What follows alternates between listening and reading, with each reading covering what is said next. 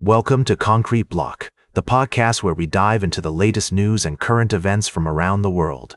We have a packed show for you, with stories that will inform, educate, and maybe even challenge your perspectives. Let's start with a story that's been making headlines in recent weeks. The situation in Gaza remains a complex and contentious issue, with ongoing tensions between Israel and Hamas. A new plan proposed by the United States aims to rebuild and revitalize the region, but it's facing significant challenges and criticism. The plan, unveiled by Jared Kushner, aims to invest $100 billion in rebuilding Gaza, including the construction of seafront residential towers, data centers, and industrial parks. However, the proposal has been met with skepticism by many, who question the feasibility and fairness of the plan. One of the main concerns is that the plan does not provide compensation for Palestinians who have lost their homes, and it's unclear how the new development will address land rights. Another major hurdle is the issue of disarmament. Hamas is still believed to possess rockets and other weapons, and many countries are hesitant to provide funding without a clear commitment to demilitarization. The United States has proposed a peace area pricing system, which would adjust the cost of financing based on the level of security in a given area. However, it's unclear how this system would work in practice. Despite these challenges, there are some positive developments. The recent reopening of the Rafah border crossing has provided a glimmer of hope for the people of Gaza, who have been living under difficult conditions for many years. However, much work remains to be done to address the underlying issues and create a sustainable and peaceful solution. As we continue to follow this story, it's essential to approach it with nuance and understanding. The situation in Gaza is complex and multifaceted, with deeply held convictions and competing interests on all sides. We'll strive to provide balanced and accurate reporting, giving voice to different perspectives and exploring the complexities of this critical issue. We'll be right back with more of today's top news on Concrete Block. Welcome back to Concrete Block. We're diving into a complex and multifaceted issue that's been making headlines across Europe. The European Union has been grappling with migration policies, and it seems like the debate is far from over. On one hand, we have human rights organizations like Human Rights Watch warning that the EU's obsession with migration is eroding away the concept of asylum. They argue that allowing member states to transfer asylum seekers to countries they've never set foot in undermines core asylum rights.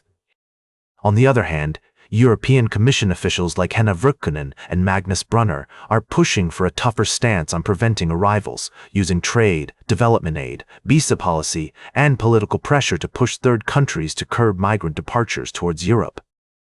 They claim that this strategy will ensure Europe's interests are safeguarded while staying true to its values. It's a delicate balance between protecting human rights and addressing the concerns of European citizens. The issue is further complicated by the fact that smugglers are profiting from the current system, with profits reaching unprecedented heights in 2023. The International Organization for Migration reports that over 1,300 people died trying to cross the central Mediterranean last year alone. As we navigate this complex landscape, it's essential to consider multiple perspectives and avoid simplistic solutions. The EU's approach to migration must prioritize both human rights and the safety of its citizens. By engaging in open and informed discussions, we can work towards finding a solution that addresses the needs of all parties involved. Welcome back to Concrete Block. As we wrap up today's show, let's take a look at the latest developments in international relations. We have several stories that caught our attention, and we'll try to break them down for you. Firstly, Russian President Vladimir Putin and Chinese President Xi Jinping have been strengthening their ties, with a focus on energy cooperation. According to reports, China's imports of Russian oil have reached an all-time high since the invasion of Ukraine.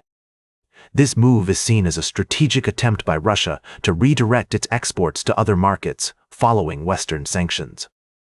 In related news, negotiators from Russia, Ukraine, and the United States have gathered in Abu Dhabi for a second round of talks aimed at finding a peaceful resolution to the ongoing conflict.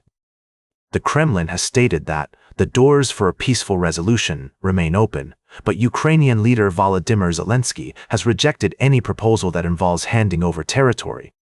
Additionally, There are reports of a large-scale missile and drone barrage against Ukraine's energy infrastructure, which has resulted in power outages and disruptions to heating services.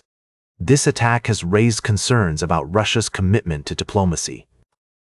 It's also worth noting that India has been increasingly importing Russian oil, which has led to speculation about the country's stance on the ongoing conflict. The Indian government has maintained a neutral position, but its energy imports have sparked debate about the ethics of trading with Russia. As we analyze these developments, it's essential to consider multiple perspectives and avoid taking sides. The situation is complex, and there are no easy solutions. We'll continue to monitor the situation and provide updates as more information becomes available.